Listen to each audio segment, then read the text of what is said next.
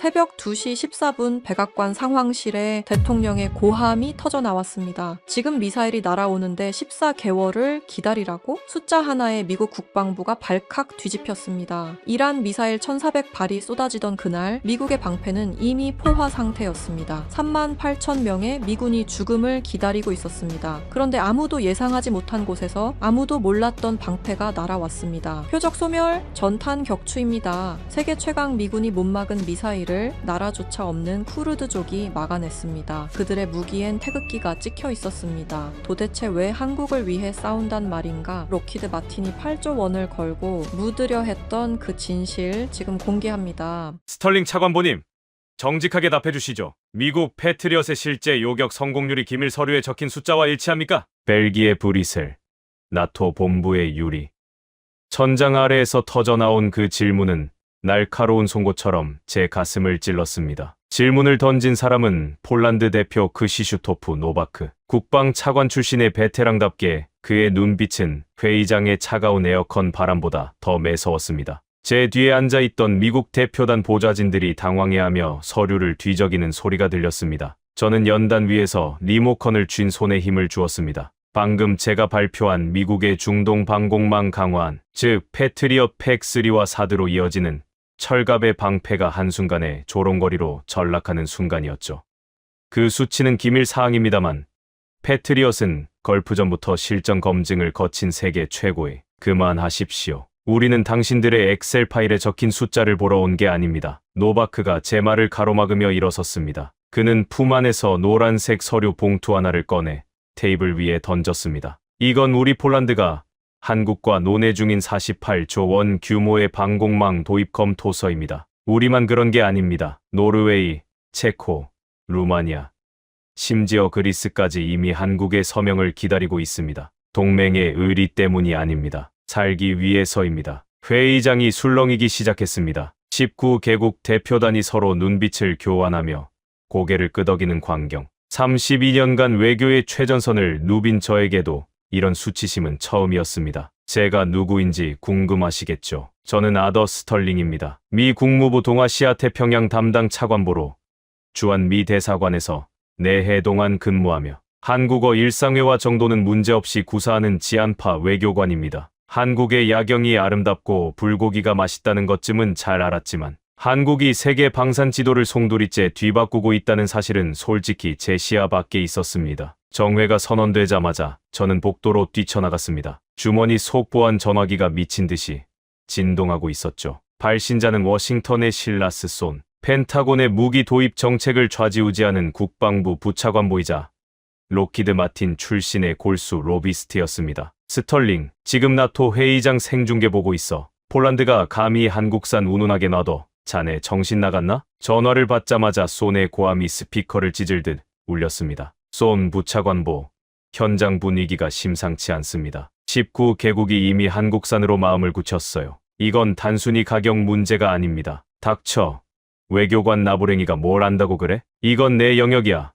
록히드 마틴의 패트리엇 사업을 지키는 건 미국의 국가 안보를 지키는 거야. 당장 워싱턴으로 복귀해서 보고서 났어. 전화기 너머로 느껴지는 쏜의 분노 뒤에는 거대한 카르텔의 공포가 서려 있었습니다. 그는 패트리엇 사업을 지키는 것이 곧 자기 퇴직 후의 자리를 지키는 것임을 누구보다 잘 아는 인물이었죠. 워싱턴에서 그를 돕는 상원 군사위 수석 전문위원 그레이슨 워커까지 합세한다면 한국산 무기 도입은 의회 문턱조차 넘지 못할 게 뻔했습니다. 하지만 제 가슴 한구석에는 해결되지 않는 의문이 남았습니다. 쏜이 뿌린 한국산 미검증 보고서, 그 석 쪽짜리 허위 문서에도 불구하고 왜 19개국이나 되는 동맹국들이 한국을 향해 손을 뻗는 것일까? 저는 복도 창밖을 보며 결심했습니다. 워싱턴으로 돌아가 로비스트들의 입맛에 맞는 보고서를 쓰는 대신 진실을 확인하기로 말이죠. 그때 제 옆을 지나가던 노르웨이 대표가 아주 낮은 목소리로 제게 한마디를 던졌습니다. 스털링 차관보,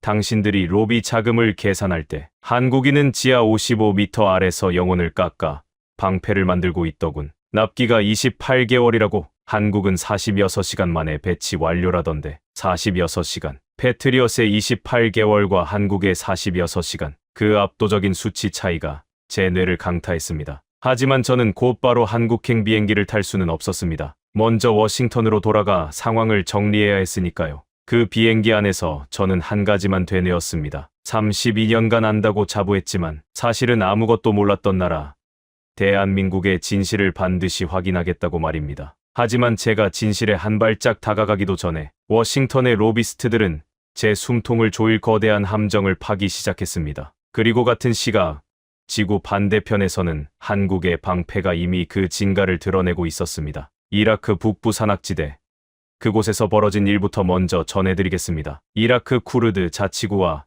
이란의 국경 지대인 자그로스 산맥. 이곳의 겨울은 단순히 춥다는 말로는 설명이 부족합니다. 폐부 깊숙이 들이마신 공기가 얼음, 파편처럼 허파를 찌르고 화약 연기와 비릿한 금속 냄새가 섞인 안개가 골짜기를 메우고 있었죠. 저는 에반 콜입니다. CIA 현장 조율관으로 이 척박한 땅에서 10년 넘게 정보원을 심고 전황을 분석해온 사람입니다. 불과 몇 시간 전 이란 혁명 수비대의 보복 공격이 시작되었습니다. 놈들은 산등성이 너머에서 최신형 T-72 전차들을 앞세워 밀고 들어왔습니다. 우리와 함께 작전 중이던 쿠르드 민병대원들은 절망적인 상황이었습니다. 미국이 지원하기로 했던 제블린 대전차 미사일은 보급로가 끊겨 도착할 기미조차 보이지 않았고 병사들의 손에는 낡은 AK 소총뿐이었으니까요. 에반 전차 세대가 서쪽 능선을 넘었습니다. 이대로라면 10분 안에 우리 기지가 지도에서 사라질 겁니다. 무전기 너머로 들리는 카말 바르자니 지휘관의 목소리는 갈라져 있었습니다. 저는 본능적으로 권총집을 만졌습니다. 펜타곤의 관료들이 워싱턴의 따뜻한 사무실에서 다음 달 예산을 논의하고 있을 때 이곳의 병사들은 방패도 없이 거대한 철갑 괴물 앞에 던져진 셈이었죠. 그런데 바로 그때였습니다. 능선 아래 바위 틈에 매복해 있던 쿠르드 소년병 하나가 가늘고 긴 발사관을 어깨에 올렸습니다. 미국의 제블린보다 가볍고 날렵해 보이는 물건이었습니다. 사격, 바르자니의 외침과 함께 오렌지빛 화염이 좁은 골짜기를 환하게 밝혔습니다. 발사된 유도탄은 기이할 정도로 조용하고 빠르게 비행하더니 이란 전차의 가장 취약한 윗부분을 정확히 내리찍었습니다. 쾅! 엄청난 폭음과 함께 전차의 포탑이 종이장처럼 날아갔습니다. 한 발, 두 발, 세 발. 단 3분 만에 이란의 정예 전차 부대는 시커먼 고철 덩어리로 변해버렸습니다. 저는 눈을 비비며 그 유도탄의 궤적을 쫓았습니다. GPS 교란 장치가 작동하는 이 극한의 환경에서도 한치의 오차도 없이 표적을 찾아가는 그 정밀함. 그것은 제가 알던 그 어떤 무기와도 달랐습니다. 전투가 잠시 소강 상태에 접어들었을 때 저는 바르자니에게 달려갔습니다. 그는 방금 사격을 마친 병사들의 어깨를 두드려주며 낡은 군번줄을 만지고 있었죠. 바르자니 지휘관, 방금 그 무기 뭡니까? 제블린입니까? 아니면 우리가 모르는 신형입니까? 바르자니는 말없이 발사관 측면에 붙은 작은 명판을 가리켰습니다. 그곳에는 선명한 한글로 이라는 글자가 새겨져 있었습니다. 한국이 만든 보병용 중거리 유도 무기였습니다. 에반, 당신네 나라 무기는 위대하죠. 하지만 너무 무겁고 무엇보다 지금 우리 곁에 없습니다. 하지만 한국인들은 달랐습니다. 우리가 돈을 지불하기도 전에 그들은 이미 수송기를 띄웠죠. 나라를 잃고 쫓겨다니는 우리 같은 사람들에게 가장 필요한 건 바로 지금 내 손에 들려있는 방패입니다. 바르자니는 주머니에서 낡은 사진 한 장을 꺼냈습니다. 흑백 사진 속에는 한반도에 눈 덮인 산악지대에서 한국군과 나란히 서 있는 한 외국 병사가 있었습니다. 그의 할아버지였습니다. 할아버지는 죽기 전까지 제게 말씀하셨습니다. 한국은 우리와 같은 영혼을 가진 민족이라고. 나라를 빼앗겨보고 전쟁의 모든 것을 잃어본 사람들만이 만드는 무기에는 독특한 냄새가 납니다. 그것은 살해가 아니라 반드시 살아남겠다는 절박함이죠. 당신은 거북이도 난다는 영화를 아십니까? 지뢰를 캐서 팔다리가 잘린 우리 아이들의 이야기죠. 하지만 한국이 만든 이 방패 덕분에 이제 우리 아이들은 더 이상 도망치지 않아도 됩니다. 바르자니의 목소리에는 깊은 울림이 있었습니다. 그는 목에 걸린 할아버지의 군번줄을 제게 보여주었습니다. 거기엔 오래전 한국 땅에서 새겨진 낡은 각인이 남아 있었습니다. 저는 전율을 느꼈습니다. 단순히 성능이 좋아서가 아니었습니다. 오래전 도움을 받았던 나라가 이제는 세상에서 가장 억눌린 자들의 생존을 책임지는 가장 강력한 기술 국가로 성장했다는 사실. 그 역사적 무게감이 저를 압도했습니다. 저는 즉시 위성 안테나를 펼쳤습니다. 그리고 백악관 상황실로 보낼 보고서의 첫 문장을 이렇게 적었습니다. 쿠르드 전선에서 기적이 일어났다. 우리가 패트리엇의 납기 연장을 논의하는 동안 한국의 무기들은 이미 현장에서 적의 심장을 꿰뚫고 있다. 보병용 장비가 이 정도라면 그들이 숨겨둔 진짜 방공 체계의 실체는 무엇인가? 이 보고서가 전송된 지 불과 1시간 뒤 워싱턴은 발칵 뒤집혔습니다. 하지만 그것은 희망이 아니라 거대한 전쟁의 서막이었습니다. 한국의 실력을 확인하기도 전에 미국의 방산, 로비스트들이 이 진실을 덮기 위해 가장 추악한 칼날을 갈기 시작했으니까요. 에반 콜의 긴급 보고서가 CIA의 암호화된 서버를 타고 워싱턴의 펜타곤 본청에 도착한 순간 그곳의 공기는 순식간에 발암 물질이라도 퍼진 듯 독하게 변했습니다. 그 보고서는 단순히 한국 무기가 좋다는 감상문이 아니었습니다. 미국에 뚫리고 있는 전장의 한복판에서 이름조차 생소한 한국의 현궁이 이란의 전차 부대를 전멸시켰다는 생생한 목표 확인 보고서였죠. 저 아더 스털링은 브뤼셀에서 워싱턴으로 돌아오는 비행기 안에서 이미 직감했습니다. 이 진실이 로비스트들의 성벽을 건드리는 순간 저의 외교관 경력뿐만 아니라 신변까지 위험해질 수 있다는 사실을요. 앤드루스 공군기지에 도착하자마자 저를 기다리고 있던 것은 환영 인사가 아니라 국방부 부차관보 실라스 손의 서늘한 호출이었습니다. 손의 집무실은 포토맥 강이 내려다 보이는 펜타곤의 가장 권위 있는 자리에 위치해 있었습니다. 벽면에는 그가 록히드 마틴 재직 시절 성공시켰던 수조 원 규모의 무기 계약서들이 군장처럼 걸려 있었죠. 그는 제가 방에 들어서자마자 피우던 시가 연기를 제 얼굴을 향해 내뿜으며 책상을 3개 내리쳤습니다. 스털링, 자네가 보낸 그 보고서 말이야. 당장 삭제. 그리고 CIA 요원이 현장에서 창란 증세를 보여 잘못된 정보를 보고했다고 수정해. 그의 목소리는 뱀처럼 낮고 끈적거렸습니다. 저는 그의 눈을 똑바로 쳐다보며 대답했습니다. 실전 데이터입니다. 손 부차관보님, 쿠르드 전사들이 한국 무기로 이란의 반격을 막아냈고 그 현장을 우리 요원이 직접 확인했습니다. 이걸 덮는 건 국가 안보에 대한 배신입니다. 손이 코웃음을 쳤습니다. 안보, 자네가 말하는 안보가 록히드 마틴의 8조 원짜리 배당금보다 중요하다고 생각하나? 지금 이 순간에도 상원 군사위의 그레이슨 워커 전문위원이 나토 국가들에게 한국산 무기의 위험성을 경고하는 문서를 돌리고 있어. 자네가 한마디만 더 하면 자네는 동맹국을 기만하고 적국의 무기를 홍보한 반역자로 낙인 찍힐 거야. 이것이 바로 워싱턴을 지배하는 회전문 인사의 추악한 실체였습니다. 방산업체에서 고위직을 지내다 국방부로 들어와 정책을 결정하고 퇴직하면 다시 그 업체의 고문으로 돌아가 수십억의 연봉을 챙기는 구조. 손에게 한국의 방패는 미군 38,000명을 구할 구원 투수가 아니라 자신의 은퇴 자금을 갉아먹는 침입자에 불과했습니다. 그날 밤 저는 국무부 비밀 서버를 통해 손이 각국 대표단에 배포했다는 석 쪽짜리 문서를 확보했습니다. 제목은 한국산 방공 체계의 실전 미검증 사항 요약이었습니다. 내용은 가관이었죠. 한국의 천궁은 저온 환경에서 작동 불능이며 주요 부품이 미국산이라 지적 재산권 문제가 발생할 수 있다는 등의 악의적인 허위 사실로 가득 차 있었습니다. 하지만 그들은 한 가지를 간과하고 있었습니다. 이미 나토 19개국은 손의 허위 문서보다 현장에서 들려오는 한국 무기에 진짜 소문에 귀를 기울이고 있었다는 사실입니다. 차관보님, 시간이 없습니다. 제 보좌관이 긴박하게 방으로 들어오며 말했습니다. 손 부차관보가 검증단을 구성했습니다. 내일 새벽 오산 기지로 떠납니다. 하지만 검증단 명단을 보니 전부 손의 사람들입니다. CIA의 무기 분석관 코너 헨리와 의회 조사관 브라이언 쇼.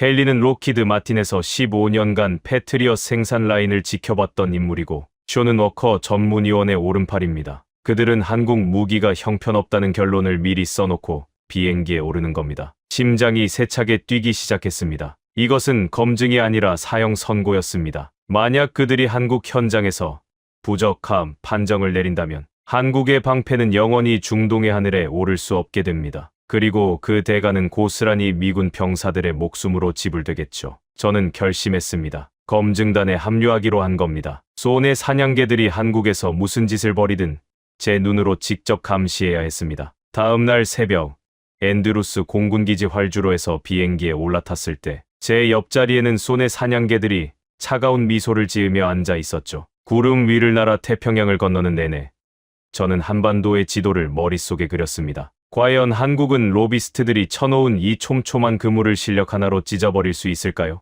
거대한 음모의 소용돌이 속으로 향하는 비행기 안에서 저는 제가 가진 마지막 카드를 만지작거렸습니다. 그것은 32년 전 제가 한국에서 처음 배웠던 진심이라는 단어였습니다. 하지만 그 진심이 통하기엔 워싱턴이 쌓아올린 4조 8천억 원의 벽은 너무나 높고 견고해 보였습니다. 어둠이 짙게 깔린 오산 기지의 활주로가 보이기 시작했을 때 저는 결코 예상하지 못한 광경을 목격했습니다. 그것은 소네 보고서에도 저의 상상 속에도 없던 대한민국 방산의 진짜 심장 소리였습니다. 오산 공군 기지의 활주로에 군용기의 바퀴가 닿는 순간 기내를 감돌던 기분 나쁜 정적이 깨졌습니다. 비행기 트랩을 내려 서자마자 11월 한반도의 칼바람이 제 폐부 깊숙이 파고들었습니다. 32년 전 처음 한국 땅을 밟았을 때 느꼈던 그 특유의 건조하고 매서운 공기. 하지만 지금의 오산 기지는 제가 기억하던 평화로운 기지가 아니었습니다. 활주로 끝에는 한국 공군의 수송기들이 나란히 늘어서 있었고 그 주변은 정체를 알 수 없는 거대한 장비들이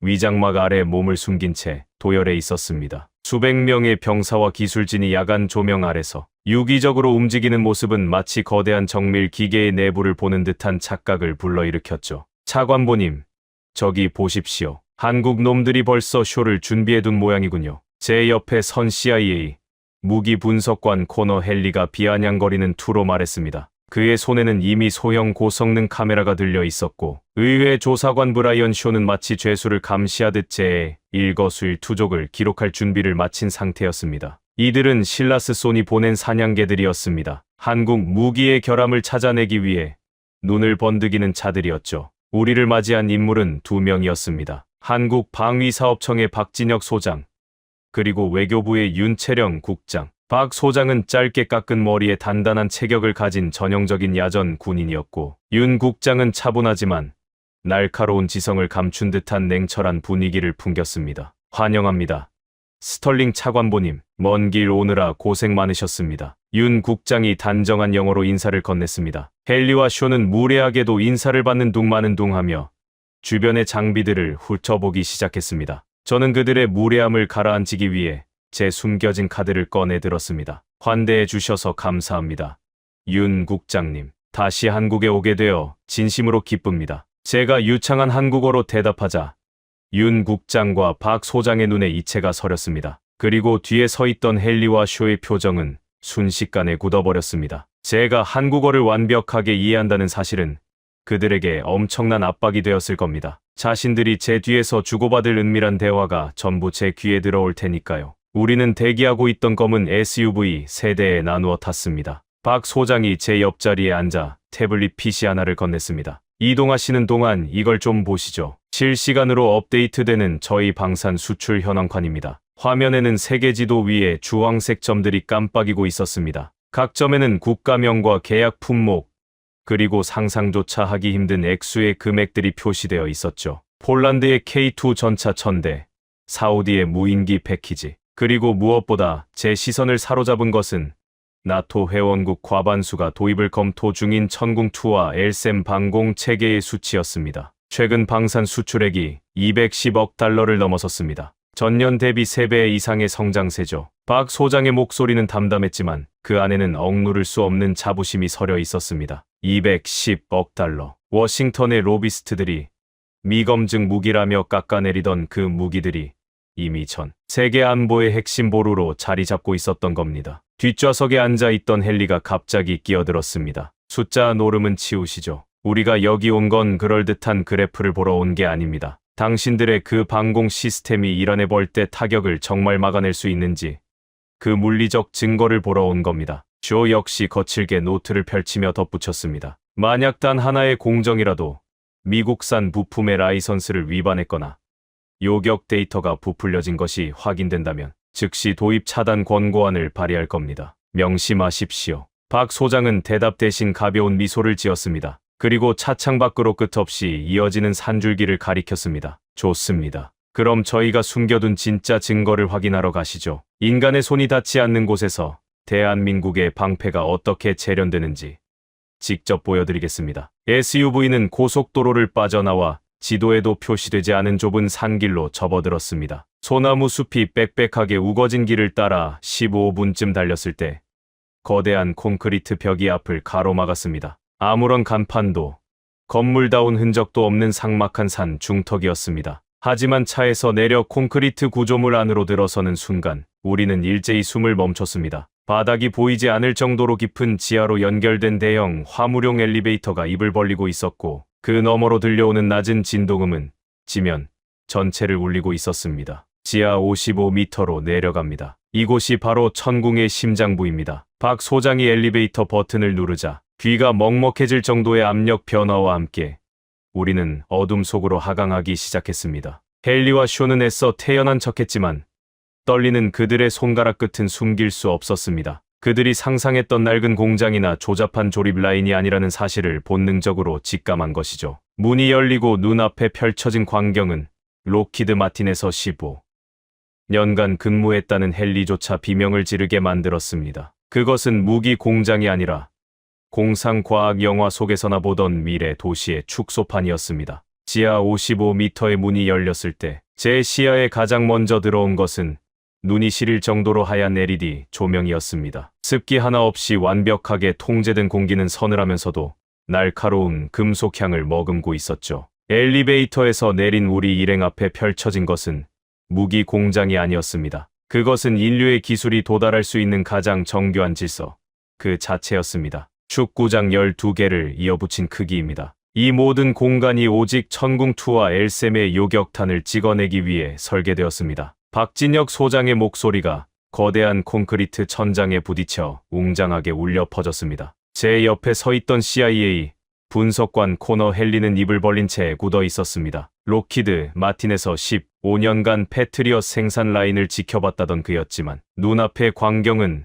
그의 상식을 완전히 파괴하고 있었으니까요. 가장 충격적인 것은 정적이었습니다. 이 거대한 공간에 작업복을 입은 사람은 단 한 명도 보이지 않았습니다. 대신 수천 개의 주황색 로봇팔들이 마치 정교한 군무를 추듯 일사불란하게 움직이고 있었습니다. 인간의 근육으로는 흉내조차 낼 수 없는 정밀함으로 탄체를 깎고 회로를 심고 보이지 않는 나사 하나하나를 조이고 있었죠. 기계와 기계가 맞물리는 나지막한 위, 소리와 컨베이어 벨트의 규칙적인 진동만이 이곳이 살아있는 생명체임을 증명하고 있었습니다. 사람이 없습니까?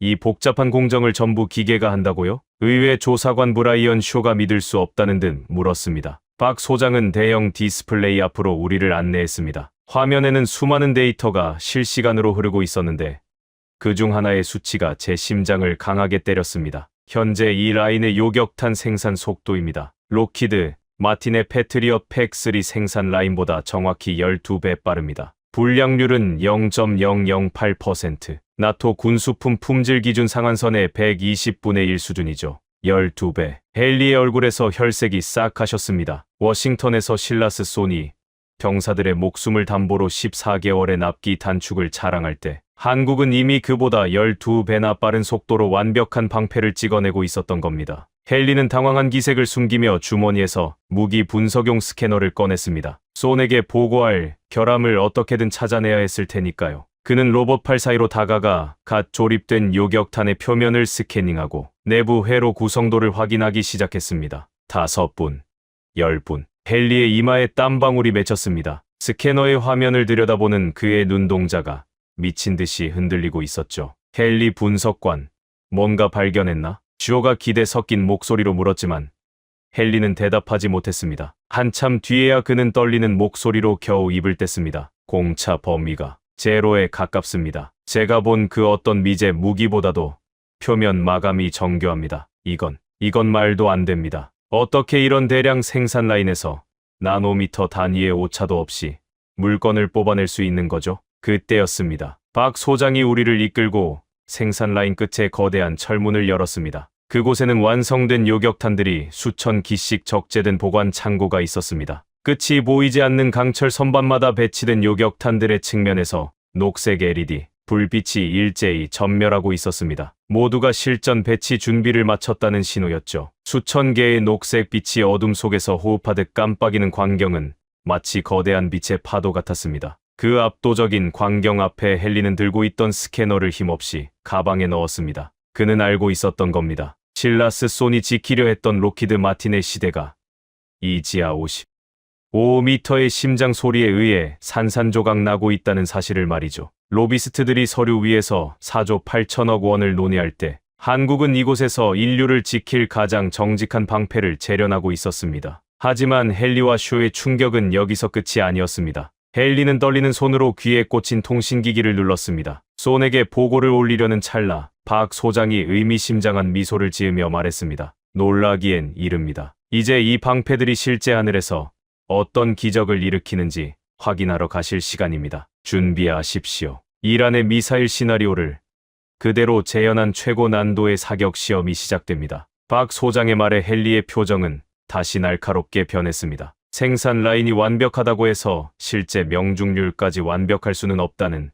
마지막 희망을 품은 표정이었죠. 서해안의 해무가 짙게 깔린 사격장으로 향하는 차 안에서 저는 소니 보낸 요원들의 눈빛 속에서 지독한 살기를 느꼈습니다. 그들은 이제 한국 무기를 검증하러 온 것이 아니라 어떻게든 무너뜨리기 위해 칼을 갈고 있었습니다. 그리고 그들이 준비한 함정은 제가 상상한 것보다 훨씬 더 비겁하고 치명적이었습니다. 서해안의 시험장에 도착했을 때 하늘은 금방이라도 무너질 듯 낮게 가라앉아 있었습니다. 짙은 해무가 바다를 통째로 삼켜버린 상태였고 초속 15m가 넘는 강풍이 방파제를 때리며 거친 파열음을 내고 있었죠.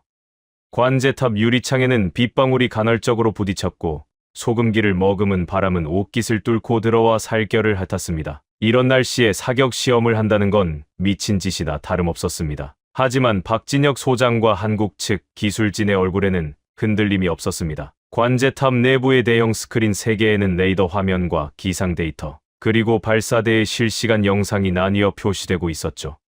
그때였습니다. 조용히 상황을 살피던 CIA 분석관 코너 헨리가 갑자기 가방에서 노트북을 꺼내 테이블 위에 놓았습니다. 그의 눈빛은 다시 차갑게 식어 있었고 입가는 미세하게 뒤틀려 있었습니다. 밤새 워싱턴의 실라스 손과 통화하며 마지막 함정을 준비한 게 분명했습니다. 박 소장님, 실사격 전에 한 가지 요청이 있습니다. 저희가 준비한 표적 데이터로 시험을 진행하고 싶습니다. 관제탑 안의 공기가 순식간에 팽팽해졌습니다. 헨리가 화면을 돌려 보여준 것은 미군이 개발한 최신형 스텔스 기동 표적기였습니다. 이란이 운용하는 최신형 미사일의 비행 패턴과 레이더, 반사 면적을 완벽하게 모사한 물건이었죠. 스텔스 코팅에 불규칙한 회피 기동까지 더해진 이 시나리오는 사실상 패트리엇조차 요격을 장담할 수 없는 최고 난도의 설정이었습니다. 한국 측이 준비한 쉬운 표적 말고 진짜 실전에서 날아올 이란의 칼날을 막아보라는 소리입니다. 그리고 한 가지 더. 저희가 가져온 강력한 전자전 재밍 장비도 가동하겠습니다. 레이더가 먹통이 된 상황에서도 당신들의 방패가 작동하는지 봐야겠으니까요. 헨리의 목소리에는 명백한 사리가 담겨 있었습니다. 헨리는 한국이 이 제안을 거절하기를 바랐을 겁니다. 거절하는 순간 검증 실패 보고서를 쓸 명분이 생기니까요. 저는 박 소장을 쳐다봤습니다. 하지만 박 소장보다 먼저 움직인 건 외교부의 윤채령 국장이었습니다. 그녀는 서류 가방에서 서류 한 장을 꺼내 헨리 앞에 내려놓았습니다. 이미 예상하고 있었습니다. 시험 조건 변경 동의서입니다. 미국 측 스텔스 표적기 사용과 악천후 조건, 그리고 전자전 환경 추가까지 모두 수용하겠습니다. 여기 서명하시죠. 윤 국장의 단호한 태도에 헨리의 눈동자가 크게 흔들렸습니다. 소니 준비한 비장의 카드를 한국은 이미 읽고 있었던 겁니다. 헨리는 이를 악물고 서류에 서명했습니다. 첫 번째 시험이 시작되었습니다. 관제탑 스크린에 붉은 점 하나가 나타났습니다.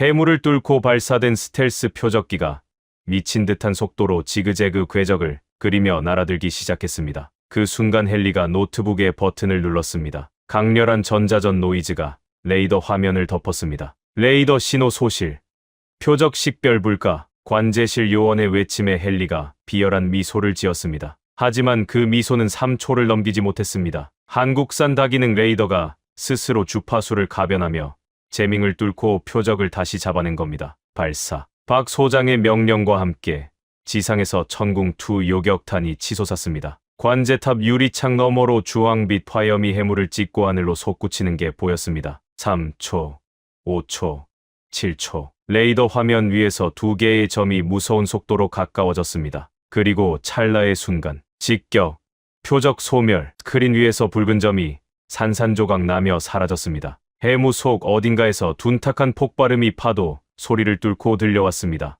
헨리는 테이블 가장자리를 손가락이 하얗게 변할 정도로 꽉 움켜쥐었습니다. 하지만 박 소장은 멈추지 않았습니다. 한 발은 운일 수 있다고 하셨죠? 이제 이란의 진짜 교리인 벌떼 타격을 시작합니다. 전 표적 사출하십시오. 순식간에 스크린이 수십 개의 붉은 점으로 뒤덮였습니다. 저고도로 기어오는 순항 미사일부터 고고도에서 떨어지는 탄도, 미사일까지 각기 다른 속도와 각도로 날아드는 32발의 표적. 이것은 미군 기지 하나를 완전히 소멸시키기 위한 이란 혁명수비대의 실전 타격 시나리오를 그대로 재현한 것이었습니다. 관제탑 안에는 오직 기계가 돌아가는 낮은 우웅거림뿐이었습니다. 한국의 방공 시스템이 스스로 표적의 우선순위를 정하고 요격탄을 순차적으로 배분하기 시작했습니다. 고고도에서는 엘셈이, 중저고도에서는 천궁2가 교차하며 불을 뿜었습니다. 하늘은 주황빛 섬광으로 가득 찼고 파편들이 바다로 떨어지며 거대한 물기둥을 만들었습니다. 2분 뒤 관제탑의 모든 스크린에서 붉은 점이 사라졌습니다. 전 표적 요격 완료, 성공률 100%. 탐지부터 요격까지 소요 시간은 패트리엇 대비 1.7배 빠릅니다. 관제관의 무미건조한 보고가 정적을 깼습니다. 1.7배. 그것은 전쟁터에서 삶과 죽음을 가르는 영겁의 시간입니다. 헨리는 의자에 힘없이 주저앉았습니다. 그의 주머니에서 진동이 울렸습니다. 실라스 손의 전화였습니다. 관제탑이 워낙 조용했기에 수화기 넘어 손에 고함이 새어나왔습니다.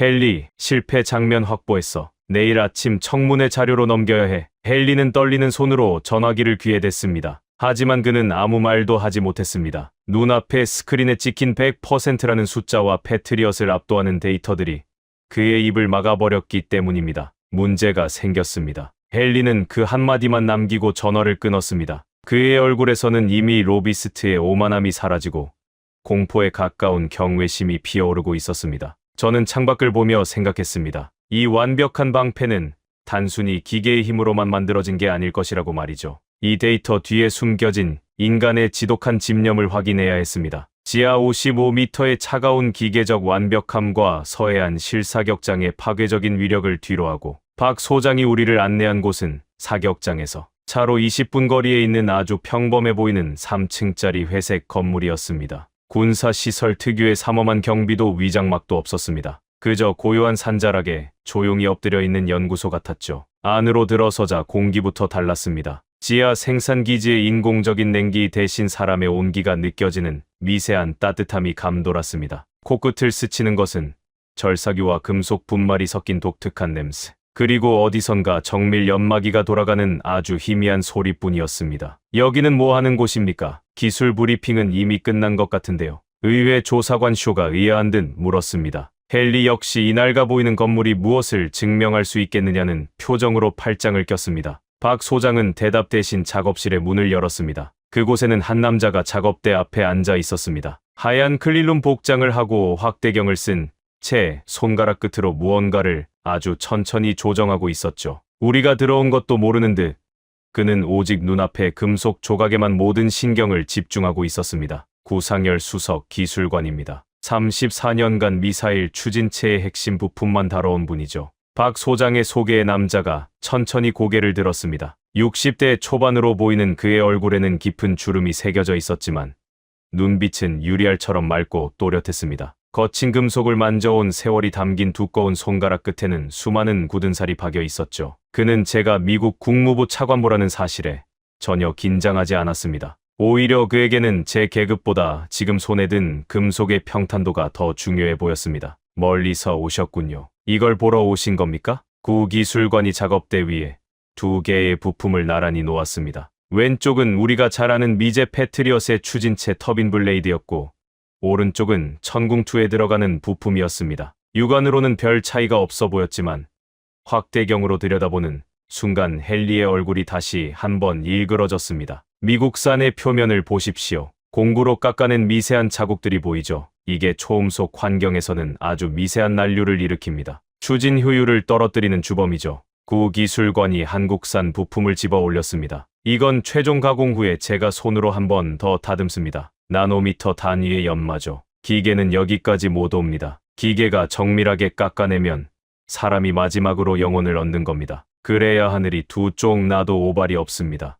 헨리가 떨리는 손으로 한국산 부품을 받아들었습니다. 그는 손가락 끝으로 그 매끄러운 표면을 쓸어내리더니 나직하게 읊조렸습니다. 이 수준의 표면 마감을 손으로 한다고요? 34년 동안요? 말도 안 됩니다. 록히드 마틴 엘라베마 공장의 숙련공들도 3년이면 직종을 바꿉니다. 평균 근속이 6년을 넘지 못해요. 박 소장이 담담하게 덧붙였습니다. 저희 연구소에는 구 기술관님 같은 분이 120명 이상 계십니다. 평균 경력 22년이죠. 미국이 자본으로 공장을 돌릴 때 우리는 사람의 인생을 갈아 방패를 만듭니다. 저는 그 순간 이라크 산악지대에서 발을 자니 지휘관이 했던 말이 떠올랐습니다. 나라를 잃어보고 전쟁에 모든 것을 잃어본 민족만이 만드는 무기에는 독특한 냄새가 난다는 그 말. 나라를 빼앗겼던 아픔을 기억하는 민족이기에 누군가를 지키는 방패에 이토록 지독한 집념을 쏟아부을 수 있는 것이 아닐까요? 구 기술관은 다시 확대경을 쓰고 작업에 몰입했습니다. 세상이 자기를 어떻게 평가하든 미국의 어떤 허위 보고서를 작성하든 상관없다는 듯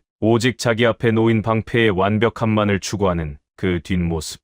그것은 워싱턴의 그 어떤 화려한 연설보다 더 강한 울림으로 제 가슴을 때렸습니다. 하지만 감동에 젖어 있을 시간은 짧았습니다. 윤 국장의 휴대전화가 날카롭게 울리기 시작했거든요. 전화를 받는 그녀의 표정이 순식간에 굳어졌고 관제실에서 보았던 그 냉철함보다 더 깊은 위기감이 서렸습니다. 스털링 차관보님, 워싱턴에서 소식이 왔습니다. 윤 국장의 목소리가 미세하게 떨리고 있었습니다. 실라스 손이 결국 움직였습니다. 펜타곤 비밀 채널을 통해 한국 방산 데이터가 조작되었다는 허위 보고서를 유포했고 상원 군사위에서는 한국산 도입을 영구히 차단하는 긴급 결의안이 상정되었습니다. 표결까지 남은 시간은 단 이틀입니다. 심장이 쿵 내려앉았습니다. 우리가 한국의 장인 정신에 감동하고 있을 때 워싱턴의 괴물들은 한국의 방패를 아예 세상에서 지워버리려 하고 있었습니다. 헨리와 쇼는 서로 눈빛을 교환했습니다. 그들은 이미 손의 명령을 수행할 준비를 마친 것처럼 보였습니다. 하지만 운명의 시계는 손의 계획대로만 돌아가지 않았습니다. 바로 그 순간 오산기지 전체에 거대한 사이렌 소리가 울려 퍼졌습니다. 이란 혁명수비대의 대규모 미사일 발사 임박 경보였습니다. 정보 당국이 포착한 신호에 따르면 1,400발 규모의 미사일이 이미 발사대에 장전된 상태였고 버튼이 눌리는 건 시간 문제였습니다. 우리는 급히 오산기지로 복귀했습니다. 이제 데이터와 서류의 싸움은 끝났습니다. 수만 명의 목숨이 걸린 잔혹한 현실이 우리 눈앞으로 다가오고 있었습니다. 새벽 2시 14분 오산기지의 VIP 숙소에서 보안 전화기가 날카롭게 울렸습니다. 저는 잠을 자고 있었던 게 아니었습니다. 애초에 잠을 잘 수가 없었죠. 실라스 손의 허위 보고서와 의회의 차단 결의안, 그리고 중동에 불타는 하늘이 머릿속에서 뒤엉켜 저를 괴롭히고 있었으니까요. 전화기 옆 탁자 위에서 깜빡이는 붉은 불빛은 백악관 상황실에서 보낸 긴급 호출 신호였습니다. 스털링 차관보님, 이란 혁명 수비대가 미사일 발사를 개시했습니다. 수화기 너머로 들려오는 목소리는 사막의 모래바람처럼 건조하고도 떨리고 있었습니다. 사전 경고가 현실이 된 겁니다. 1,400발의 미사일 비가 마침내 시작되었습니다. 중동 전역의 미군 기지에는 코드레드, 즉 최고 등급의 경계 태세가 발령되었습니다. 저는 손이 떨려 셔츠 단추를 2번이나 잘못 끼우면서도 박 소장이 대기 중인 오산 기지의 통신실로 달려갔습니다. 통신실의 대형 스크린 4개에는 이미 지옥도가 펼쳐져 있었습니다. 백악관 상황실이 실시간으로 연결되어 있었고 화면 중앙에는 대통령의 굳은 얼굴이 떠 있었죠. 그런데 제 눈에 먼저 들어온 것은 대통령의 옆자리에 앉아있는 실라스 손이었습니다. 이란의 미사일이 날아오는 이 절체절명의 순간에도 손은 자기에게 유리한 카드를 계산하는 듯한 비열한 눈빛을 지우지 못하고 있었습니다. 합참의장의 보고가 끝나자마자 손이 끼어들었습니다. 대통령 각하, 록히드 마틴의 긴급 생산 라인을 돌리면 14개월 내에 추가 보급이 가능합니다. 지금은 기존 자산으로 버티며 외교적으로 해결해야 합니다. 14개월. 지금 미사일이 날아오는데 14개월을 기다리라고? 대통령이 테이블을 내려치며 고함을 질렀습니다. 그리고 스크린 너머 오산 기지에 있는 저를 뚫어지게 쳐다봤습니다. 스털링, 자네가 한국에서 봤다는 그 방패, 지금 당장 쓸 수 있나? 심장이 터질 것 같았습니다. 하지만 제 머릿속에는 지하 55m에서 보았던 그 완벽한 생산 라인과 나노미터 단위의 오차도 허용하지 않던 구상열 기술관의 손길이 선명하게 떠올랐습니다. 예, 대통령, 각하, 쓸 수 있습니다. 지금 당장이라도 가능합니다. 소니 즉시 반격했습니다. 안 됩니다. 실전 검증도 안 된 무기를 썼다가 실패하면 그 정치적 책임은 누가 지겠습니까? 이건 도박입니다. 도박.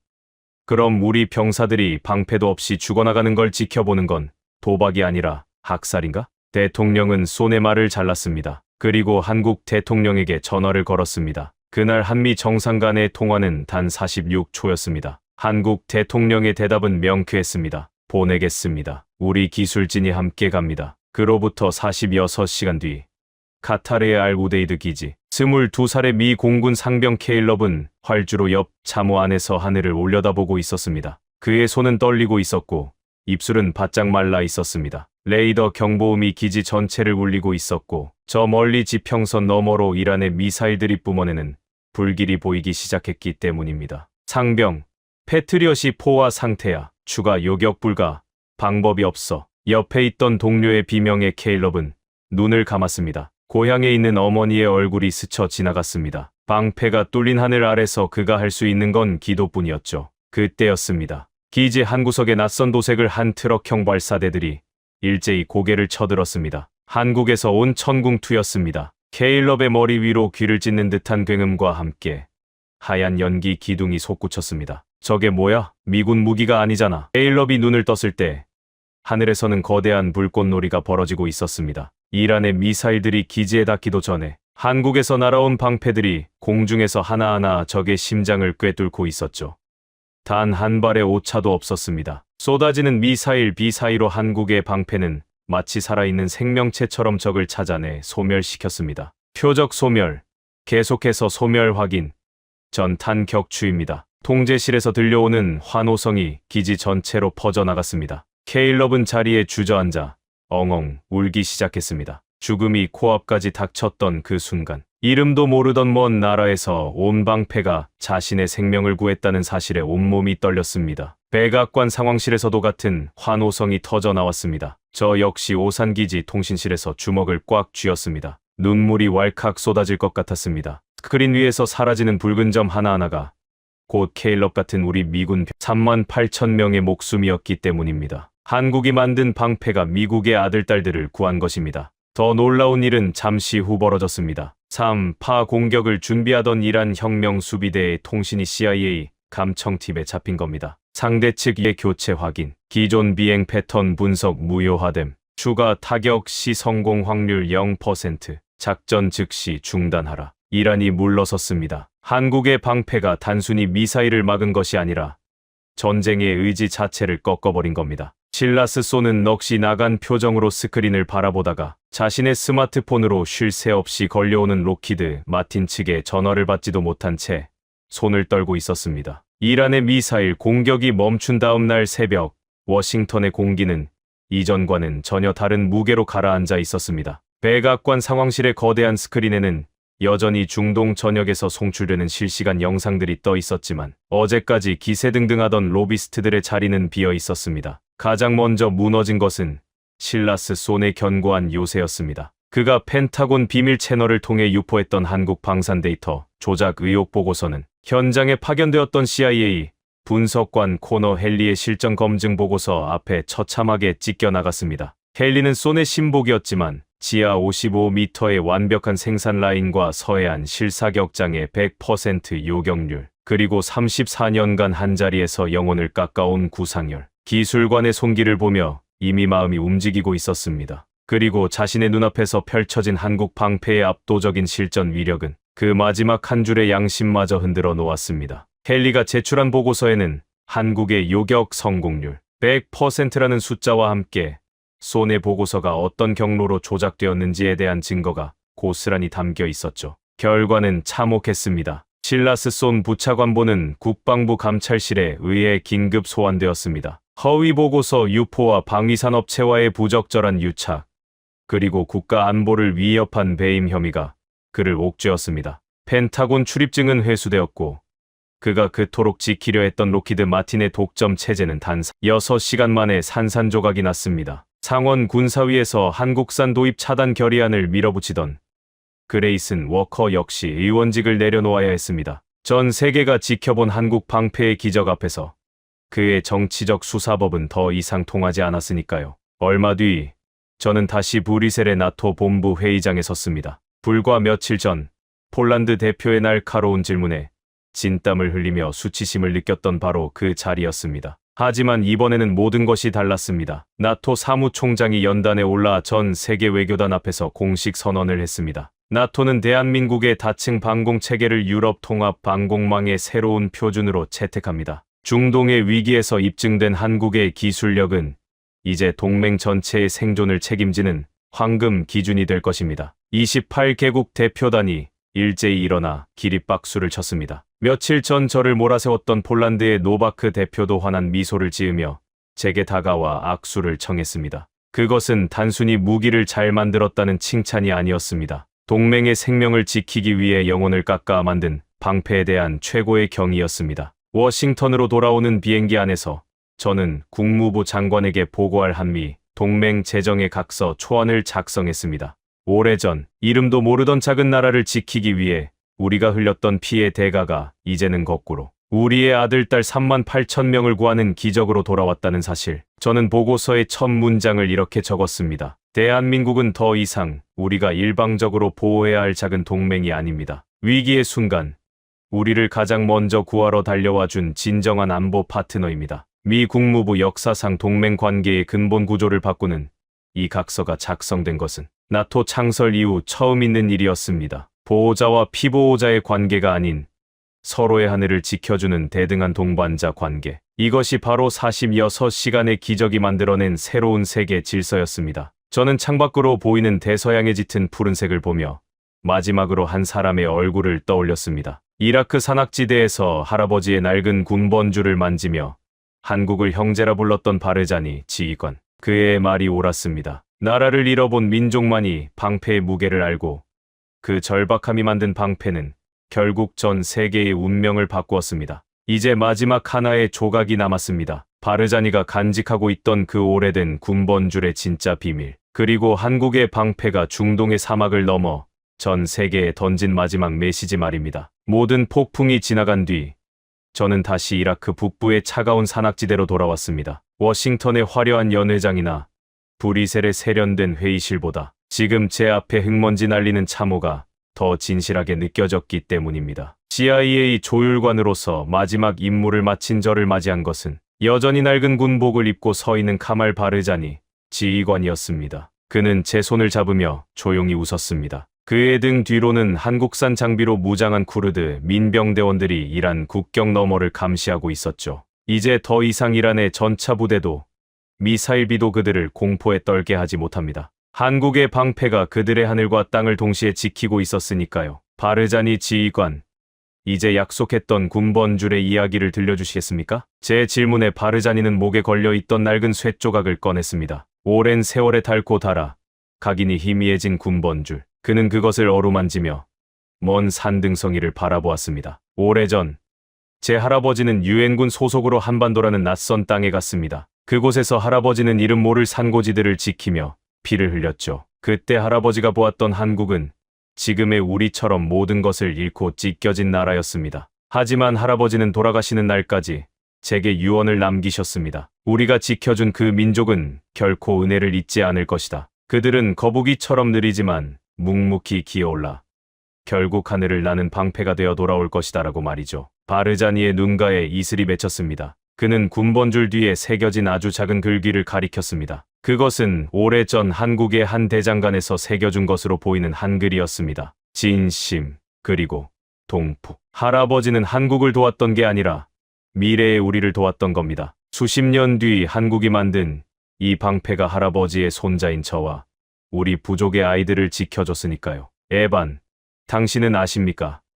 거북이도 날 수 있다는 영화의 의미를 말입니다. 껍질 속에 숨어만 있던 거북이가 절벽 끝으로 몰렸을 때 살기 위해 발을 내딛는 순간 거북이는 납니다. 한국이 그랬고 이제 우리가 그 길을 가려 합니다. 저는 바르자니의 어깨를 꽉 쥐었습니다. 한국의 방패는 단순히 4조 8천억 원짜리 기술의 결정체가 아니었습니다. 그것은 오래전 받았던 도움을 잊지 않고 지구 반바퀴를 돌아 은혜를 갚으러 온 한 민족의 뜨거운 심장이었습니다. 나라를 빼앗겨 본 사람만이 방패의 소중함을 알고 전쟁터에서 모든 것을 잃어본 민족만이 가장 정직한 방패를 만들 수 있다는 그 진리가 이 척박한 땅에서 증명된 것이죠. 저는 이라크를 떠나며 마지막 보고서에 마침표를 찍었습니다. 조용히 준비하는 나라가 결국 세상을 바꾼다. 한국은 이제 그 누구도 무시할 수 없는 세계의 방패가 되었다. 우리가 알던 한국은 불고기나 케이팝의 나라가 아닙니다. 지하 55m의 심장 소리를 듣고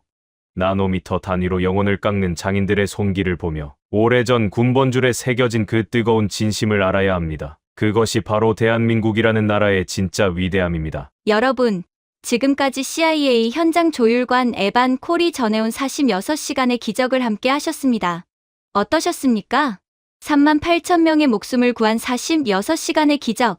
28개국 중 19개국이 선택한 100%의 요격 성공률. 그리고 8조 원의 로비를 무너뜨린 단 하나의 진심.